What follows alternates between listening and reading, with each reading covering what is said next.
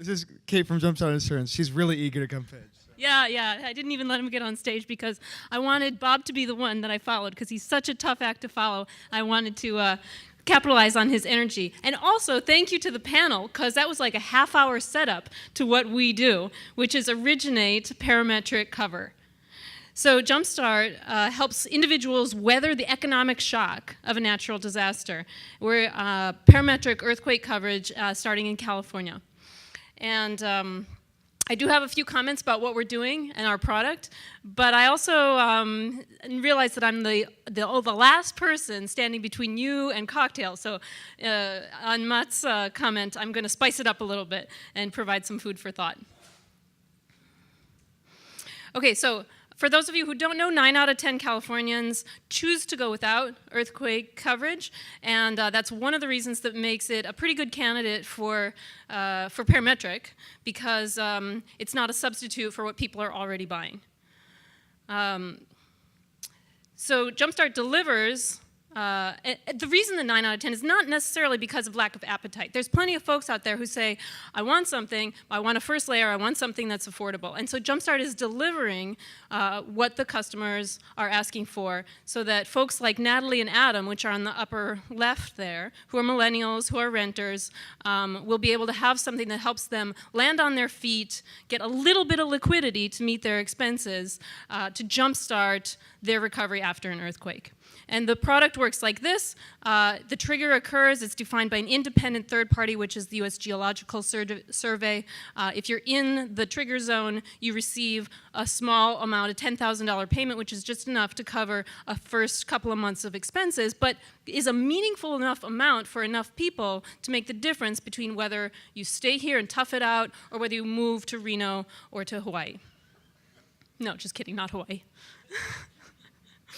And it's delivered on a platform that customers like Natalie and Adam are really accustomed to using for their financial transactions. And we are very close to launching. It's been a 3-year journey until now. We're beginning with California earthquake risk, but that's really just the beginning. And we do have global ambitions because there are a lot of regions and emerging markets, but even in the developed country, in U.S. and other developed countries that are appropriate for parametric risk. So speaking of beginning, so like I said, we're going to be launching probably in the next few weeks. It's been a 3-year journey until now, and you already got, I got a little spoiler there by advancing the slide too soon. But parametric earthquake is a big, hairy, audacious monster for a few reasons. And one of those reasons is because of the regulatory uncertainty. So parametric by nature pushes the boundaries of what constitutes insurance, pushing the boundary.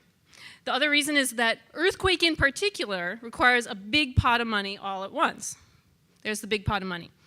But the biggest factor that makes this really difficult, and the thing that I want to introduce as food for thought, is along the lines of this regulatory uncertainty. I would like to call it reputational inertia. And I'm so glad you told that story, because it validates the setup that I'm about to give, which is that a lot of the partners that the prospective partners that we want to work with have pitched the idea to, say, okay, we love the idea, but what if something goes wrong, as something always will, and there's some scrutiny.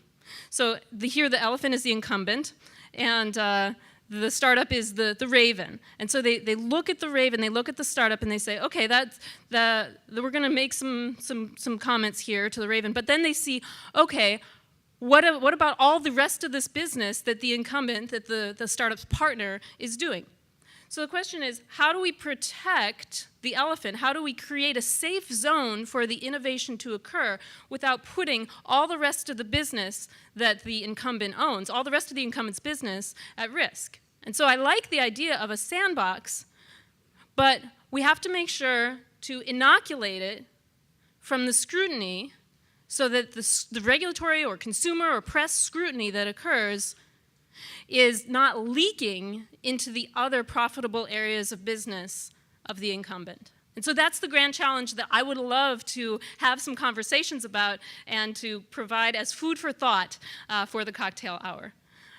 So with that, I will The elephant is not in the periscope anymore. I'll say it's been an exciting journey until now, and I'm really happy to be building financial resilience for our communities. Thanks.